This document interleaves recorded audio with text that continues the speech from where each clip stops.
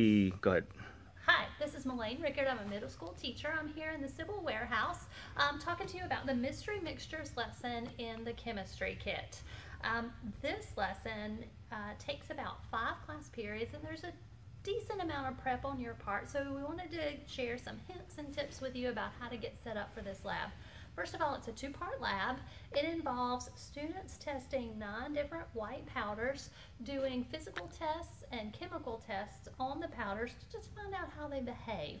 Once they gather that data on the powders, in part 2, they're going to use that information to figure out what mystery combinations of those powders are. So they're gathering data, they're analyzing data, and then they're going to apply it. It's also a great review of physical properties, chemical properties, and mixtures. So, great culminating activity in the chemistry kit. As I said, prep takes a little time on your part, so we wanted to show you what it looks like before you dive into it yourself. You're going to have the 9 different powders. They all come in your kit. You're also going to get all the cups and lids and labels for these different powders. This is what a group of 4 students will use. You'll have 2 partners working with these materials. So again, labels. Each powder will need its own scoop. You want to make sure that the kids don't use the same scoop for all the powders. You don't want to cross-contaminate. Each group of 4 will also need a wash bottle. They'll need a dropper bottle filled with water, a bottle filled with vinegar or acetic acid. You're also going to have a dropper bottle filled with an iodine solution. You might also call it Lugol's, a tube of pH paper, and then some toothpicks to use as a stirring tool. Each pair of students will also need a chem plate. All of this stuff again comes in the kit. So once you've got this stuff prepped for students, then you are ready to start the lesson.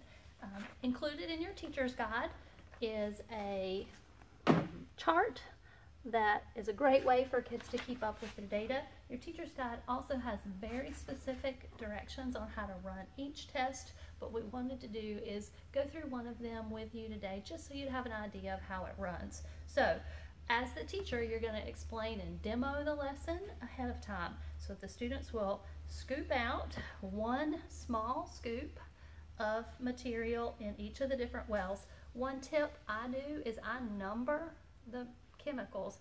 So chemical number 1 goes in well number 1. That way the kids can keep up with which white powder is in each well. So there'll be 1 scoop of each different powder in each of the wells. You're going to make sure the kids do that. You will then demo the test and then set them loose to do it. So for the iodine test, you'll show the kids that they put 1 drop of chemical in each of the materials and observe what may or may not happen. So I'll do a few of those. Obviously, you're able to see some of the color changes.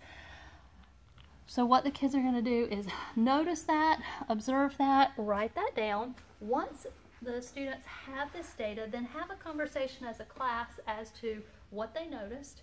There might be some disagreement, talk about why that might have happened, but then come to a consensus because students will need the accurate data in order to be able to figure out what the mystery mixtures are made of. Another thing to remember is sometimes no change is as important as a change, so make sure students are reporting all the data that they find. So again, you'll just repeat this process for all of the tests.